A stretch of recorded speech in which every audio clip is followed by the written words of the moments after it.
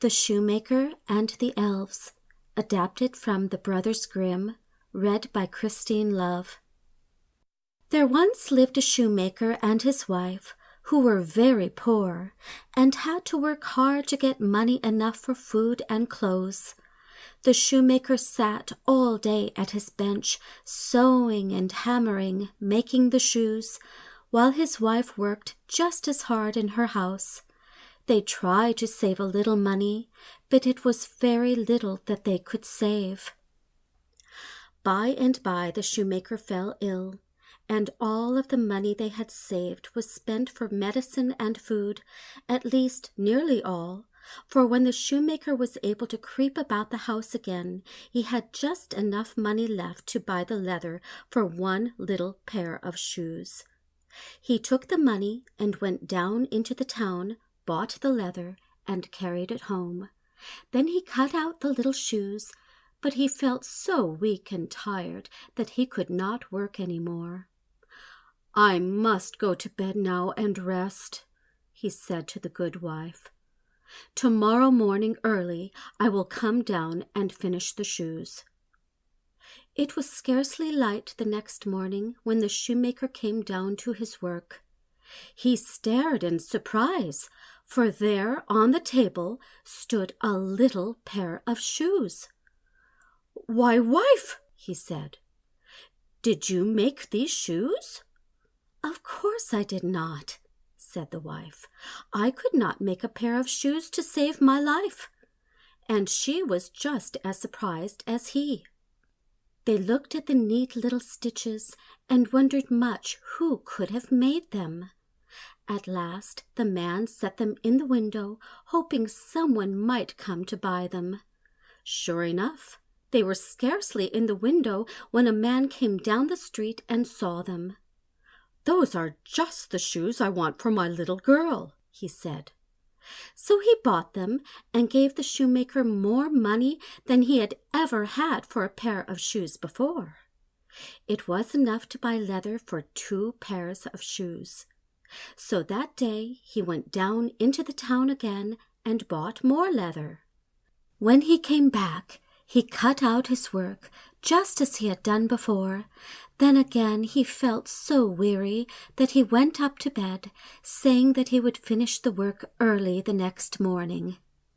When he came down, he found, to his surprise, that the 2 pairs of shoes, all neatly finished, stood on the table. "Who can be helping us?" he said. "Tonight we will hide behind the curtains there and watch," said his wife. So that night, when he had cut out his work and placed it on the table, the shoemaker and his wife hid behind the curtains instead of going up to bed. They waited and waited.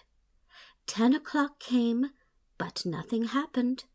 11 o'clock, and still nothing happened.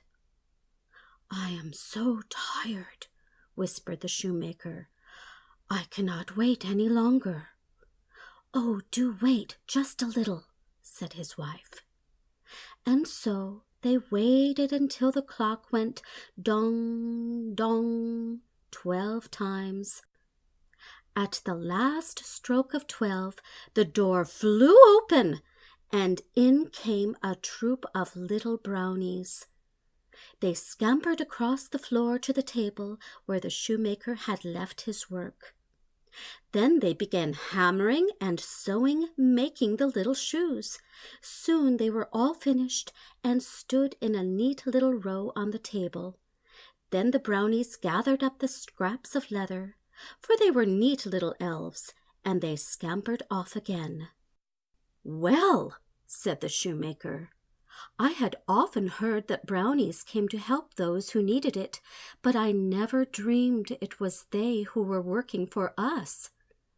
"Nor I," said his wife, "but did you notice that the poor little things didn't have any clothes? I should think they would be cold these frosty nights. They have worked so hard for us that I think we should make them some clothes to keep them warm. I'll make them some little trousers, jackets, and coats." "And I'll make them some shoes," said the shoemaker. Of course, they must have some stockings too, and some little stocking caps, said his wife. So they set to work. They stitched and sewed and stitched and sewed. It took a long time and hard work to make so many little brownie suits, but the very day before Christmas, the last little suit was finished. On Christmas Eve, the shoemaker and his wife put the clothes and shoes on the table instead of the work. Then they hid behind the curtains again to see what would happen. Just as before, they waited until the clock struck 12. Then the door flew open, and in came the brownies. They ran over to the table and began looking for their work, but of course they did not find it. Presently, one brownie picked up a little pair of trousers. He held them up and looked at them. Then he popped one leg down into them and then another. The other brownies capered and laughed and struggled into pairs of trousers too. They put on the jackets and coats, the shoes and stockings. Then they pulled the funny little stocking caps down over their ears. You should have seen their big round eyes and heard their giggles. Then they began dancing. It was such fun to hear their little shoes clatter that they danced and danced and danced. Finally, they put their hands on each other's shoulders and danced round and round the room, out the door and off. When after a great many nights the brownies did not come back again, the shoemaker and his wife began wondering where they had gone. "Perhaps the elves are helping someone else who needs them," said the shoemaker. "Of course, I am well now, so we can work for ourselves." Perhaps he was right, for at any rate the brownies never came back to the shoemaker's house.